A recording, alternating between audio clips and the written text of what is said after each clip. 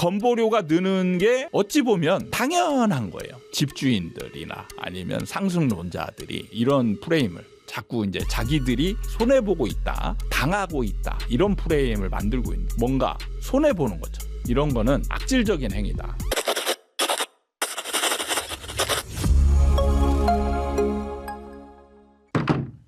공시지가 상승으로 부동산에 대한 건보료도 약 10% 오른다고 하는데요.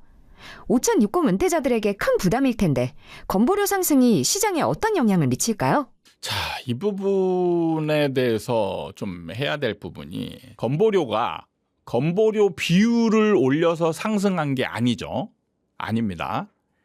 재산 가치가 늘어났기 때문에 건보료가 상승한 거예요. 자, 그러면 지금 5060의 재산 가치는 늘었을까요? 줄었을까요? 엄청 늘었죠. 엄청 늘었어요. 예.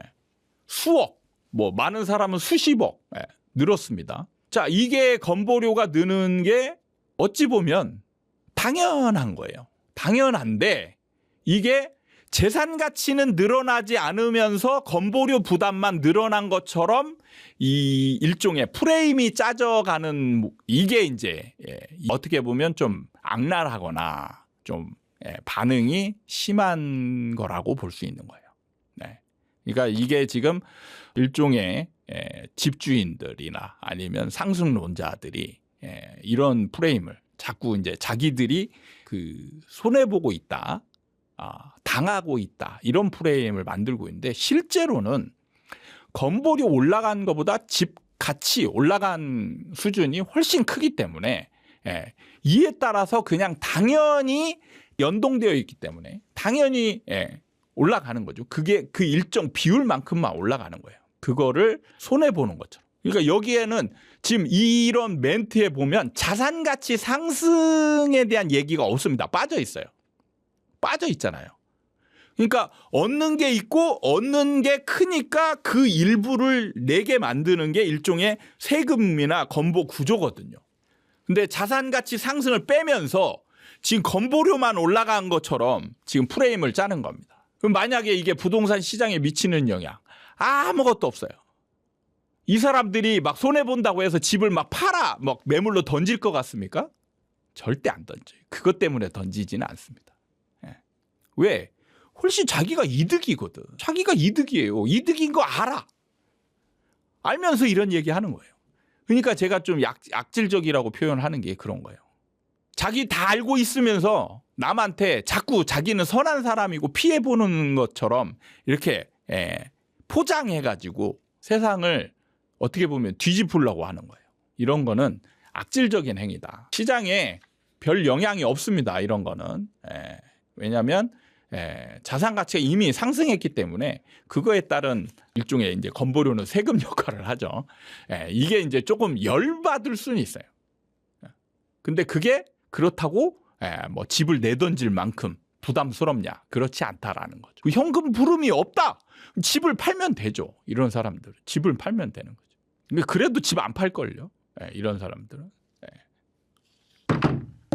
건강보험공단이 올해 업무 추진 계획에서 건보료를 기존 등급제에서 자산가액의 일정 비율을 곱해 산출하는 정률제 도입 추진 의사를 밝혔는데, 이런 변화가 투기 수요에 어떤 영향을 미칠까요? 결론부터 말씀드리자면 없어요. 없습니다. 자꾸 이런 요인 가지고 뭐 시장의 변화, 사람들이 그 변화하는 모습을 그려보려고 하는데, 이게 건보료가 올라가는 거는 이미 그 사람이 자산이 그거보다 더 크게 늘어났다는 걸 의미하거든요. 그리고 건보료가 줄었다는 거는 자산 가치도 하락한다는 걸 의미하는 거예요. 자, 그러면 여러분들 반대로 보시면 건보료가 줄면 매물이 더 줄고 뭐 사람들이 더 살 것 같습니까? 안 그래요. 왜? 자산 가치가 하락하고 있는 중이기 때문에 더 많이 팔게 돼요. 반대 현상이 일어나는 거죠. 그러니까 기준은 뭐냐면 시장에서 자산이 상승할 거냐 하락하냐만 가지고 판단을 하지, 그 외에 다른 요인이 생긴다고 해서 그 요인을 가지고 살 거냐 팔 거냐를 결정하지 않는다는 거예요. 왜냐하면 시장에서 상승하냐 하락하냐가 훨씬 더 자산 가치 비중이 크기 때문에 그렇습니다. 예를 들어서 10억짜리 집이 20억이 됐어요. 10억을 벌었잖아. 10억을 벌은 상태에서 건보료가 예를 들어서 20%가 올랐어.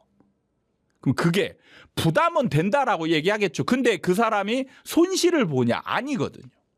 어마어마한 이득을 얻은 거예요. 그럼 이 사람이 집을 팔겠냐? 이것 때문에 아니죠. 더 갖고 있으려고 할 겁니다. 왜? 지금까지 상승해 왔기 때문에 더 상승할 거다라는 기대를 갖고 있기 때문이죠. 그런데 집값이 막 하락하고 있어요. 20억이었다가 지금 15억이 됐어. 막 하락하고 있어. 그럼 건보료 하락할 거 아닙니까? 건보료 하락할 거 아니에요. 그러면 이 사람들이 건보료 하락하니까 집 사자 이럴 것 같습니까?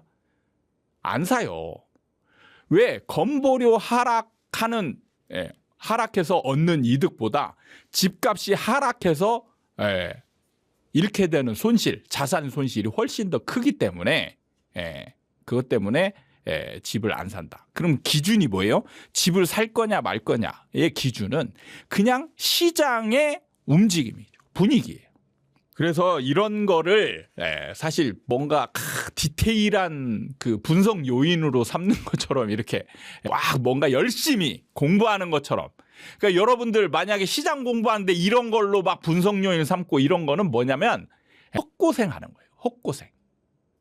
그러니까 가장 중요한 핵심 부분을 놓고 곁다리만 집으면서 이걸로 내가 공부했다. 잘 안다.